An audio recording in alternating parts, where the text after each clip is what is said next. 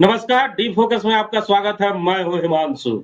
कल ही हम लोगों ने सोशल साइट के माध्यम से एक तस्वीर आपको दिखाया था, जो डी फोकस के तमाम दर्शकों ने खूब सराहा था और तमाम लोगों के आग्रह पे फिर से हम लोग लाइव आए हैं और एक नया कार्यक्रम लेके आए हैं, जो बोकारो जिले में अपने आप में ऐतिहासिक है।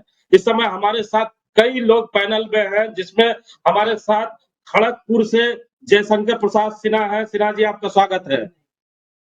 हमा हमारे साथ इस समय पैनल में बोकारो की चिन्मया विद्यालय की थैंक यू वेरी छात्रा मच। छात्रा छात्रा आशी कुमारी है।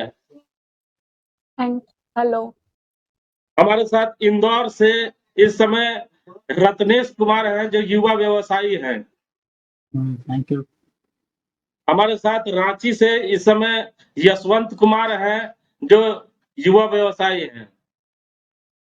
Thank you thank you thank you. हमारे साथ इस समय चास रिपोर्टर लक्ष्मी नारायण भी हैं। बिल्कुल, नमस्कार सभी लोगों को। तो आज का हमारा मुद्दा है कि कितना याद आता है बोकारो आपको, क्योंकि बोकारो स्टील सिटी में आपका रहना हुआ, पढ़ना हुआ, लालन पालन हुआ, माता पिता के साथ हर वो सुख दुख में आप यहाँ बोकारो स्टील सिटी में रहे। लेकिन आपने रोजी रोजगार के जुगाड़ में आप दूर जरूर चले गए हैं, लेकिन बोकारो स्टील सिटी कितना याद आता है आपको, उसी पे आज के ऊपर चर्चा है। हमारे साथ इस समय जयशंकर प्रसाद सिन्हा हैं, जो इंजीनियर भी हैं और खड़गपुर से हमारे साथ है। तो सबसे पहले प्रतिक्रिया जयशंकर प्रसाद सिन्हा से लेते हैं। सिन्हा साहब, कितना याद आता है बोकारो आपको? बहुत बहुत धन्यवाद डी फोकस को और हमारे जितने भी हमारे रिलेटिव्स, आप सभी को बहुत बहुत धन्यवाद। आप लोग को पहली बार देखने का, रूबरू होने का मौका मिला है। मैं उस पर एक छोटा सा एक शायरी बोलता हूँ जो आपको बहुत पसंद आएगा। तुझे रोज देखना मेरे रूबरू के लिए रोजा ही था, तुझे रोज देखना मेरे रूबरू के लिए रोजा ही था, बड़ी मशक्कत से आज चांद निकला है। तो हमें बहुत खुशी हुआ कि बहुत मनाते थे कि आप लोग से मिले, परंतु आज आप लोग को देखने का मौका मिला है। मैं अपने अंदाज से तो एक कवि हूं, परंतु मैं अपने कवि के रूप में अपने चीज को पूरा करते हुए अपने सारे इतिहास जो हम देखेंगे, हम इंजीनियर बनने का मौका या हमारे जन्म से लेकर के कर्म तक, तो जन्म का जो मौका हमारे बोकारो में मिला और हम उसके अनुसार वहां जन्म लेकर बड़े हुए और शिक्षा, तो इसलिए हमारे दोस्त और हमारे जितने भी अभिन्न और जो हमारे सामाजिक प्रतिष्ठा में जो भी चीज सम्मिलित होता है, यह सब हमारे जन्म स्थल अर्थात बोकारो से होता है। इसीलिए आप लोग हमारे तहे दिल में हैं और हम आपको एक अभिन्न अंग के रूप में मानते हैं। जैसे कि आंख है, जैसे नाक है, जैसे कान है और जैसे शरीर है, उसी तरह से आप लोग हैं। तो आप लोग तो बहुत याद आते हैं और आपके साथ जुड़े हुए सारे लोग बहुत याद आते रहते हैं। तो मैं बोकारो को कैसे ऐसे भूल सकता हूँ।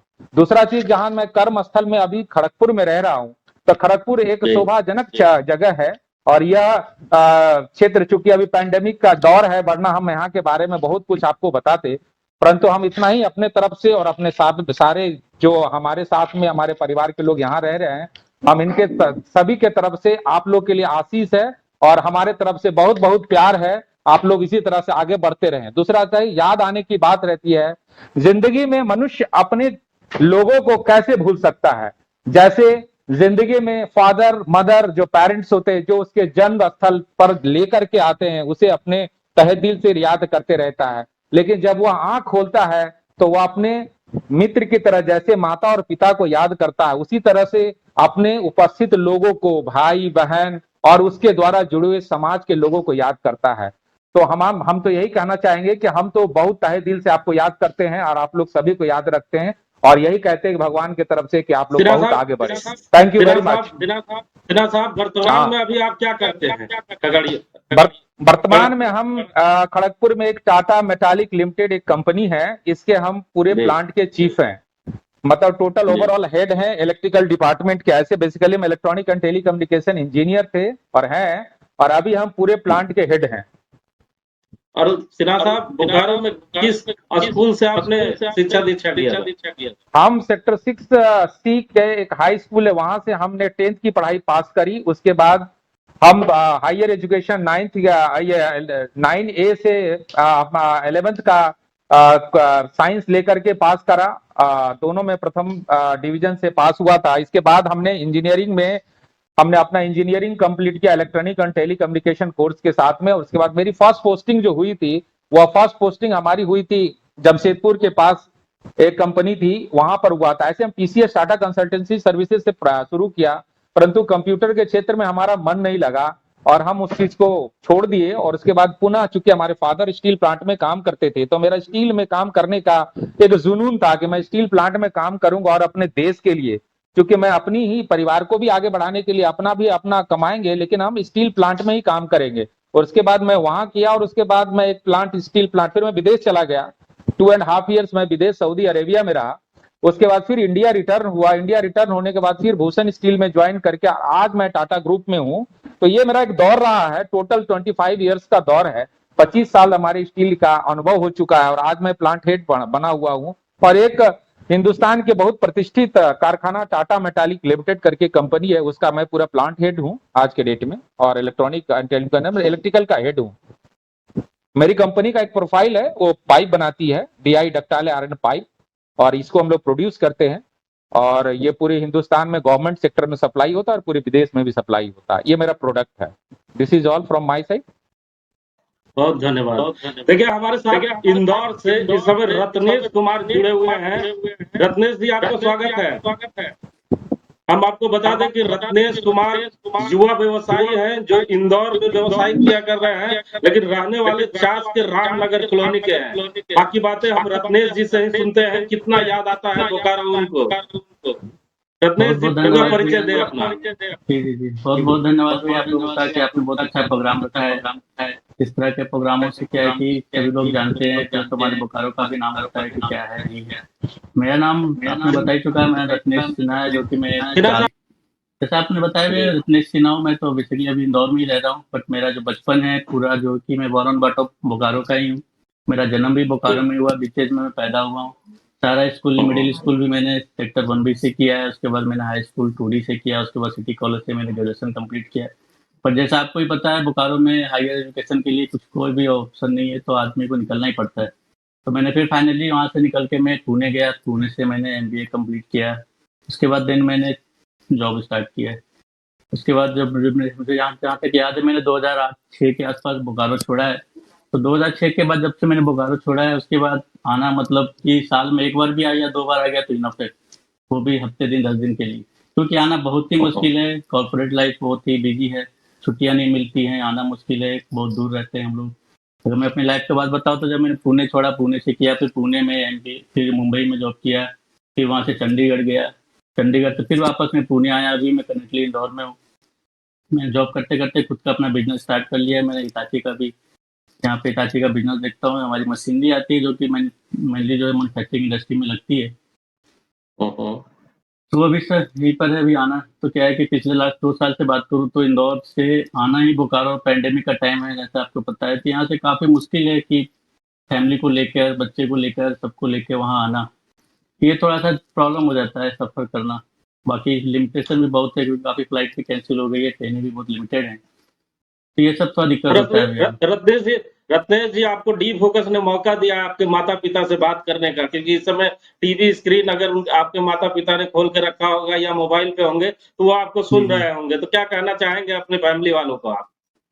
नहीं, ये बहुत अच्छा प्रोग्राम है भाई आपके, जिसके थ्रू कि हम लोग क्या दूर से बैठे हुए भी हम लोग अपने माता पिता के थ्रू वो भी हमें भी देख सकते हैं, हम लोग के इंटरेक्शन कर सकते हैं वो भी कि कैसा है। बस अभी इस पेंडेमिक के टाइम में तो यही कहना चाहेंगे सर, चाहे आप मम्मी पापा हो, फादर मदर हो, या आप लोग जो भी हो, प्लीज़ सेफ रहें, स्टे एट होम, अपने आप को बचाएं। जब तक थोड़ा कोरोना वायरस चल रहा है तब तक थोड़े अपने आप को सेफ रखें, स्वस्थ रहें, सुरक्षित रहें। सांसद रांची से यशवंत जी भी जुड़े हुए हैं, जो रांची में जॉब करते हैं। यशवंत जी, धन्यवाद भैया। सुना आपने सिन्हा साहब की बातों को, रत्नेश जी को जो इंदौर में रहते हैं, युवा व्यवसायी है, सिन्हा साहब की बातों को जी। भी आपने सुना, जो खड़गपुर में रहते हैं, जिन्होंने अपने बारे में बताया। आप रांची में रहते हैं, जॉब भी करते हैं, बोकारो स्टील सिटी आते जाते रहते होंगे, लेकिन कितना दुख होता है जब इस काल में आप अपने घर नहीं पहुंच पा रहे हैं, और डी फोकस पे आकर कैसा लग रहा है, और इस नए कार्यक्रम के में आकर कैसा लग रहा है? इस नए कार्यक्रम के लिए तो सबसे पहले मैं आपको और पूरे डिश फोकस के परिवार को सबको धन्यवाद देता हूँ कि इस माध्यम से जो भी लोग दूर बैठे हैं वो सब अपने परिवार शहर में इस संदेश को पहुंचा रहे हैं कि वहाँ का कंडीशन क्या है अभी। फिलहाल इसी कंडीशन में लोग घर में बैठे हुए हैं, बात कर रहे हैं लोगों से। शहर के बारे में आपके द्वारा जानकारी भी लोगों को मिल रही है कि भैया अभी क्या कंडीशन है शहर का।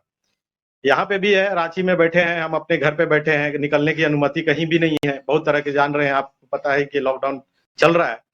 जो सो एक डिस्ट्रिक्ट से दूसरे डिस्ट्रिक्ट जाना भी हमें बहुत तकलीफ की बात है। तो इससे ज़्यादा सुरक्षित अभी के समय में अपने घर में ही रहना बहुत ज़्यादा सुरक्षित है। और लोग अपने घर पे रहते हैं तो ज़्यादा सेफ अपने आप को महसूस करते हैं इस चीज़। आप उसके बोकारो लिए में मैं कहाँ अभी रहा करते हैं? मैं बोकारो में रहता हूँ आपका पटेल नगर में। और अभी रांची में क्या कर रहे हैं और कहाँ रहते हैं? रांची में अभी मैं रहता हूँ मोराबादी के पास है, वहीं पे रहता हूँ मैं। आपका स्टाफ क्वार्टर है, वहीं पे रहता हूँ। और वहाँ पे जॉब भी हो रहा है अपना, एक मैट्रेस कंपनी है, उसमें जॉब करता हूँ मैं वहाँ पे। और एंटायर झारखंड भी देखना होता है, पूरा झारखंड हेड हूँ मैं, तो झारखंड सारे झारखंड को देखना होता है, सारी जगह जाना होता है, ये चीज। देखिए लक्ष्मी नारायण मेरा जी कुछ कुछ पूछना चाह रहे थे। हमारे साथ इस पैनल में एक स्टूडेंट भी है जो चिन्मया विद्यालय की छात्रा है, आशीष सिंह हमारे साथ है। आशीष जी आपका स्वागत है। आप स्वागत है आशीष। धन्यवाद अंकल। हाँ, तो आशी चिन्मया विद्यालय की छात्रा है। आशी, सुना आपने सिन्हा जी की बातों को, रत्नेश जी की बातों को, यशवंत जी की हाँ। बातों को, लक्ष्मी नारायण की बातों को। ये तमाम हाँ। लोग ऐसे हैं जो बोकारो स्टील सिटी से अपनी शिक्षा दीक्षा पूरी कर और बाहर में कमा रहे हैं, लेकिन बोकारो की याद जरूर आती है। आप भी स्टूडेंट हैं, इन लोगों से कुछ अगर आप पूछना चाहते हैं तो ये जरूर आपको बताएंगे, अपने तजुर्बे के बारे में बताएंगे। लेकिन सबसे पहले आप आशीष सिंह ये बताएं कि आप कौन से स्कूल में पढ़ते हैं, कौन से क्लास में पढ़ते हैं और आपका गोल क्या है? हम चिन्मया विद्यालय में पढ़ते हैं, 10th में है अभी। 2021 टू 2020 का सेशन में है। मेरा गोल यही है कि हम आर्मी का तैयारी करें, एनडीए का तैयारी करें, कुछ भी करें पर अपना इंडिया को कुछ सर्व करें। तो आप रहने वाले हैं तो ये लोग जरूर जानना चाहते होंगे कि आपके घर के अगल बगल की क्या हाल है। देखिए, मैं आप सभी लोगों को बता दूं कि जो चास के रहने वाले हैं और हमारे इस जो चैनल के माध्यम से जो पूरे बोकारो डिस्ट्रिक्ट और पूरे झारखंड के जो लोग देख रहे हैं अभी, मैं उनको चास की स्थिति बता देता हूं कि चास नगर निगम के द्वारा जो ये 35 वार्ड पड़ते हैं, इस 35 वार्ड में साफ सफाई की व्यवस्था जो है वो नाम मात्र के रूप में चल रही है। अभी सैनिटाइजर की एक गाड़ी टैंकर चलती है जो पूरे वार्ड में कभी इस वार्ड कभी उस वार्ड करके अपना कॉलम पूरा कर रही है।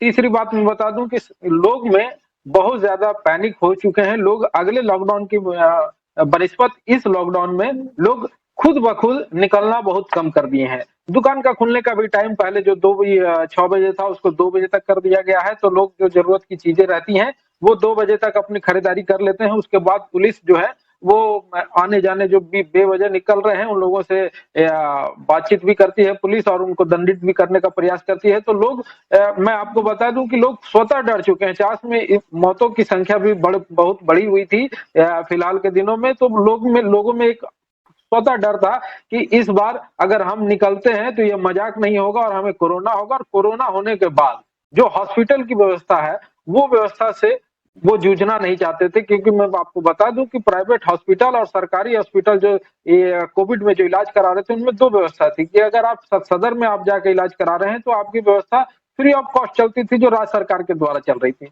और प्राइवेट हॉस्पिटल में जो काम की आप अगर कोविड पेशेंट के नाम पे भर्ती हो रहे हैं तो आपको 15 से 20 हजार रुपया पर डे 24 घंटे के ये अंतराल पे जमा करना पड़ता था, तब आपके मरीज जो है ठीक होने की अवस्था में आते थे। तो लोगों में जब ये बात धीरे धीरे फैलना शुरू हुआ कि इतना पैसा लगने जा रहा है तो लोग जो मजाक बना रहे थे, कोरोना को मजाक बना रहे थे, मास्क नहीं पहनते थे, सैनिटाइजर का इस्तेमाल नहीं करते थे, लोग एक दूसरे से हाथ मिलाते थे, बाजार घूमने फिरने जाते थे, वो स्वतः बंद हो गया।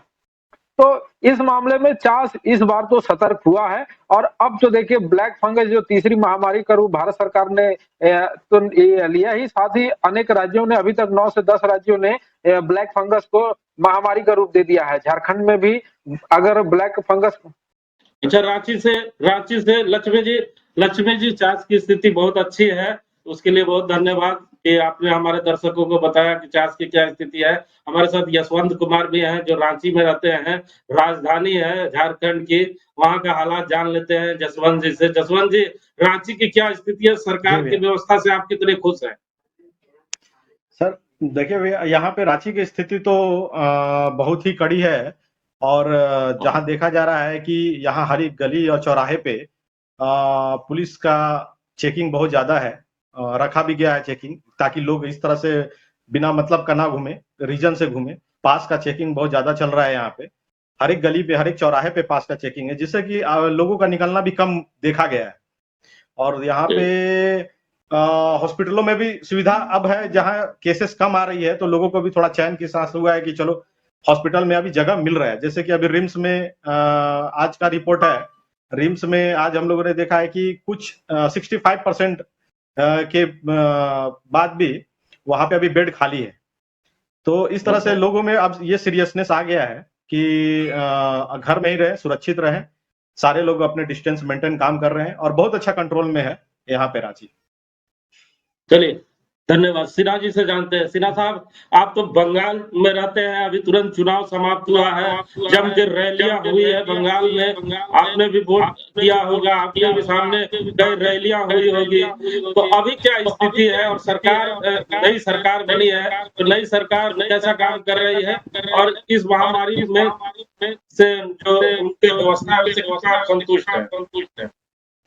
जहाँ तक खड़गपुर की बात है, तो मैं खड़गपुर के जो हमारे जो प्लांट में पर्सनली हमारे टाटा ग्रुप के तरफ से हमारे प्लांट के अंदर टेस्टिंग किया जाता है और लगभग 120 से 150 के बीच डेली टेस्टिंग किया जाता है। तो हमारे प्लांट का जहां तक बात बताता हूं, मेरा प्लांट में लगभग 5, 4, 3 ऐसे करके पॉजिटिव डेली के हिसाब से निकलते हैं। और रह गया पूरे खड़गपुर की बात, खड़गपुर में बहुत बड़ा संसाधन उपलब्ध नहीं है कि बड़े हॉस्पिटल गवर्नमेंट के है नहीं जहां पर इनको एडमिट कराया जाए। जहां तक मेरे को इन्फॉर्मेशन है, चूंकि मैं इंपॉर्टेंट एसेंशियल सर्विसेज में आता हूं, तो मैं अपने कार पे, जहां तक जैसे उन्होंने बताया, तो मैं अपने कार पे एसेंशियल सर्विस करके लगा के पूरे खड़गपुर में सामान, पर्टिकुलर सामान लेने के लिए या कुछ छोटा छोटा के लिए बाहर निकलता हूं। मैं तो ज्यादा बाहर निकलता नहीं हूं। तो और पेपर के द्वारा और मीडिया के द्वारा जो ये सब खबर आती रहती है, तो भी जो कुछ भी है, तो खड़गपुर एक लगभग कंट्रोल अवस्था में है। यहाँ पर कोई पैनिक सिचुएशन नहीं है। बट पॉजिटिव की संख्या अगर देखा जाए तो पहले से कम हुआ ये ट्रेड, चूंकि यहाँ पर अभी एक तूफान आने वाला है, उसकी भी तैयारी हो रही है। और के लोग ये तूफान भी शायद हो सकता है कि इधर से क्रॉस करे, तो हम लोग को इसके बारे में काफी वो बताया जा रहा है प्लांट के तरफ। मैं ही निर्देश कर रहा हूँ एज ए पूरे चीज को कंट्रोल करने के लिए, कैसे कैसे क्या करना है, क्या क्या एक्शन लेना चाहिए। बट जहां तक चुनाव की बात हुई है, तो आप बहुत सही बात बोले हैं।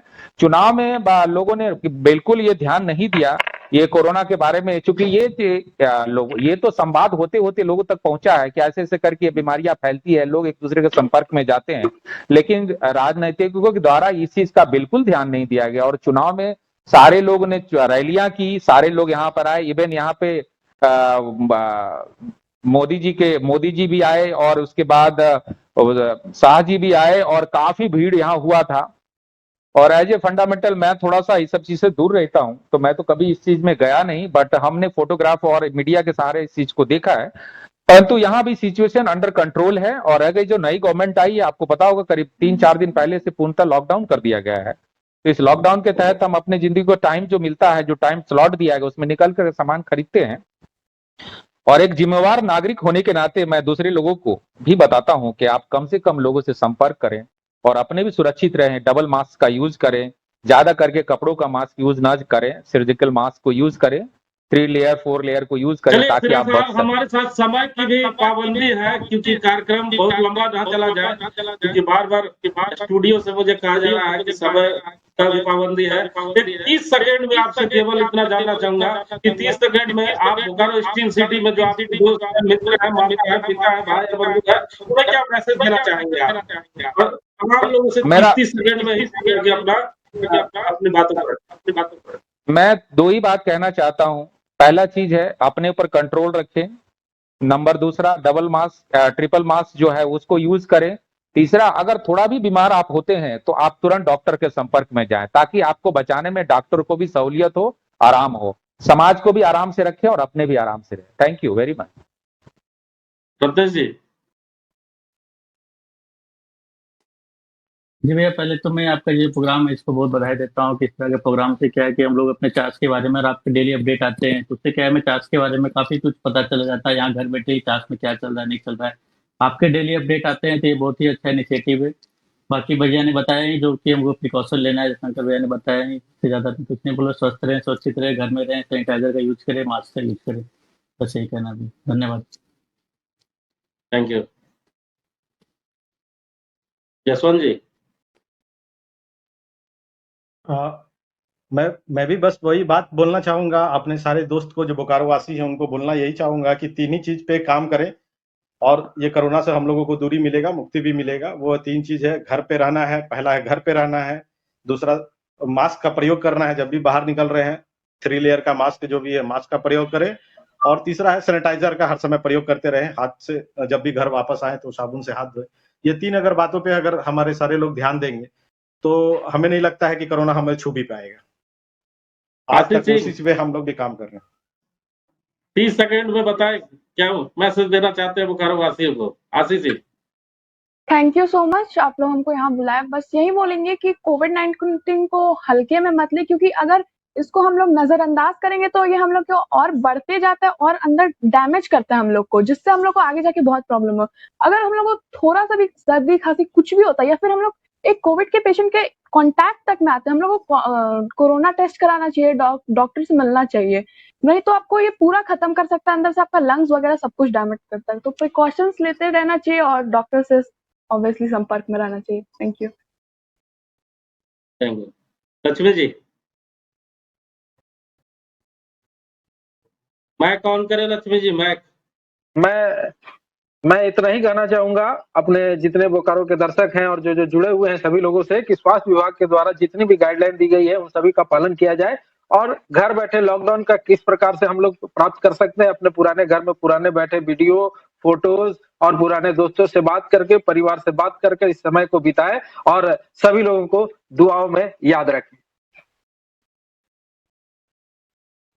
बहुत बहुत धन्यवाद। सुना आपने, ये हमारा कार्यक्रम विशेष कार्यक्रम था जो बोकारो स्टील सिटी से दूर चले गए हैं, लेकिन बोकारो स्टील सिटी उनके दिलों में बसता है, उनके लिए ये कार्यक्रम था। बोकारो स्टील सिटी के बारे में सुना कि किस तरह यहाँ पर अपनी पढ़ाई लिखाई करने के बाद अपनी रोजी रोजगार के जुगाड़ में तमाम लोग बाहर रहते हैं, लेकिन बोकारो स्टील सिटी के बारे में अक्सर सोचा करते हैं क्योंकि माता पिता यहाँ रहते हैं, भाई रहते हैं, किसी का परिवार रहता है, लेकिन तमाम लोगों को डी फोकस पर एक साथ एक प्लेटफॉर्म पे लाने का यह पहला हमारा कार्यक्रम था और प्रयास था। ये प्रयास आपको कैसा लगा जरूर हमें बताएं और तमाम लोगों से स्वस्थ रहे, सुरक्षित रहे, घर में रहे।